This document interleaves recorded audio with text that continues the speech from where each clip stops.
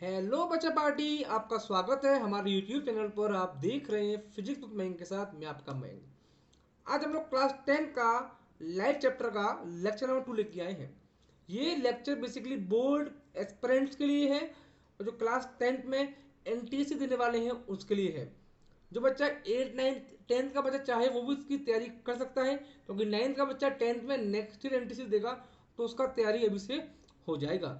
आज का टॉपिक है हमारा behaviour of light at the interface of two media. जो बच्चे आज हमारे वीडियो को पहली बार देख रहे हैं तो उनसे हम बोलेंगे कि वो जाके पुराने वीडियो देखें।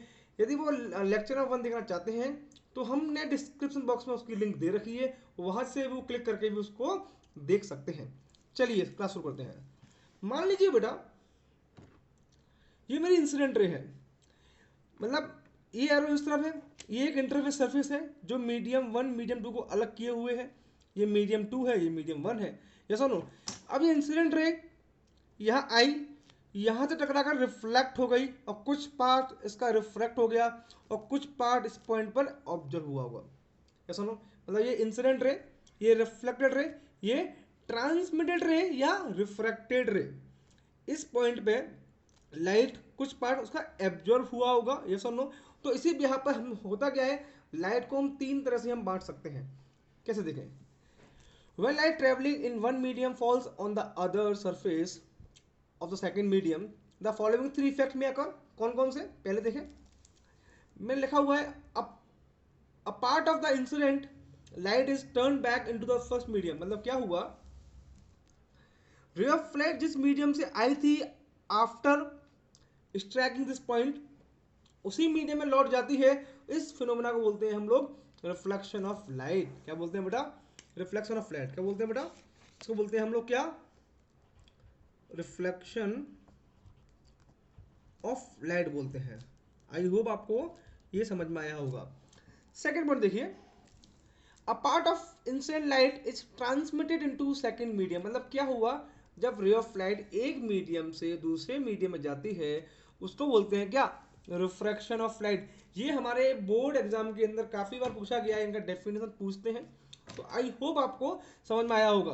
और जो लोग एनटी से देने वाले हैं उसमें तो साफ बोल देते हैं, वो डायग्राम बना के दे देंगे, बोलेंगे इंसिडेंट रे कौन सी है, रिफ्लेक्टेड रे कौन सी है एंड ट्रांसमिटेड रे कौन सी है। ओके बच्चों, इसको बोलते हैं हम लोग क्या?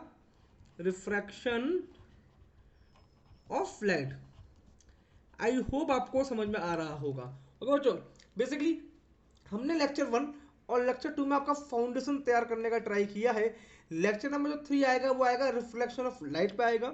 वहां से मैं आपको न्यूमेरिकल का ग्राउंड तैयार करूंगा। बेसिकली इस चैप्टर में क्या होता है, बच्चों को न्यूमेरिकल में दिक्कत आती है, तो न्यूमेरिकल को करने के लिए हमारा ground base should be clear, fundamental should be clear. तो मैं उस वीडियो के माध्यम से आपको ट्राई करूंगा कि आपका बेसिक्स अच्छा हो पाए। और मेरा शुरू से मेन मोटिव ये होता है कि बच्चे का मार्क्स आए, अच्छी बात है, नहीं आए तो उसे दिक्कत वाली बात नहीं होनी चाहिए। उसे अपने फंडामेंटल कॉन्सेप्ट पे काम करना चाहिए, मार्क्स अपने आप आएंगे। चलिए आगे देखिएगा। थर्ड पार्ट क्या है? The remaining the third part of light energy is absorbed by the second medium is called absorption of light। कोई दिक्कत नहीं है। ये बोर्ड में 3 मार्क्स में क्वेश्चन कई साल पूछा गया है और मुझे उम्मीद करता हूँ जब आप बोर्ड देने जाएंगे आपके में भी आए। कैरेक्टरिस्टिक ऑफ लाइट, लाइट की 3 कोई पूछता है कि राइट नहीं 3 property of light, right 3 characteristic of light. तो पहली प्रॉपर्टी क्या होती है? Light has a dual nature. Light का दोहरा चरित्र होता है। दोहरा चरित्र का मतलब क्या? वो दो तरह का नेचर रखता है। कौन कौन सा? एक रखता है पार्टिकल नेचर, जिसको हम क्या बोलते हैं? जिसको हम बोलते हैं रे ऑप्टिक्स, हमने प्रीवियस वीडियो में पढ़ा था। और एक होता है wave nature and wave nature. Yes और नो? भूल गए? याद है कुछ पढ़ा था? Optics, ray optics, wave optics, वही कंसेप्ट है। Light is an electromagnetic wave, ये हमने लास्ट वीडियो में पढ़ा है। आप लोगों ने 9th क्लास में साउंड चैप्टर में पढ़ा होगा, non mechanical wave and mechanical wave. Non mechanical wave वो होती हैं जिनको प्रोपोगेट होने के लिए मीडियम की रिक्वायरमेंट नहीं होती है। उसमें आपने पढ़ा था एग्जाम्पल लाइट वेव। और आपने पढ़ा था मैकेनिकल वेव वो होती हैं जिनको प्रोपोगेट होने के लिए मीडियम लगता है, फॉर एग्जाम्पल साउंड वेव।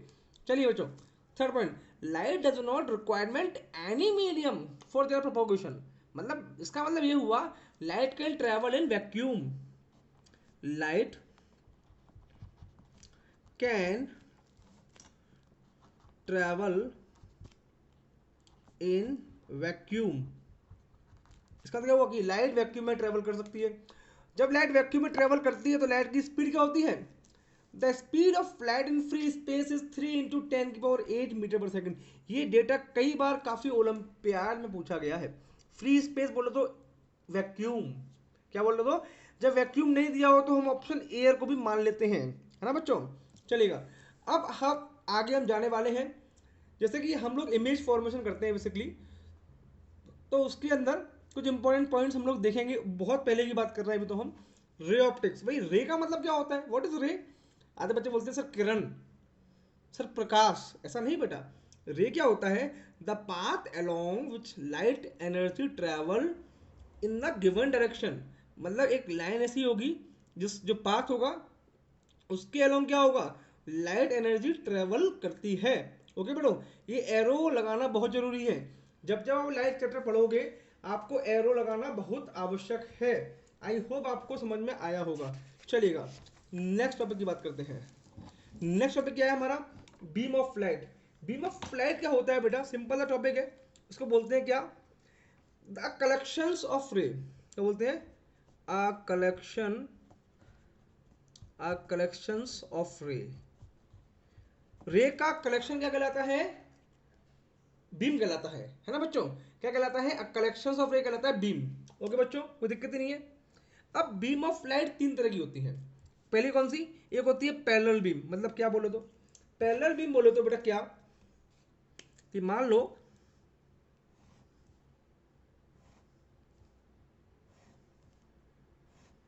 ये कैसी बीम है? ये पैरेलल बीम है, तो उसको बोलते हैं पैरेलल बीम ऑफ लाइट। क्या बोलते हैं इसको? Parallel beam of light. एक कुछ ऐसा होता है,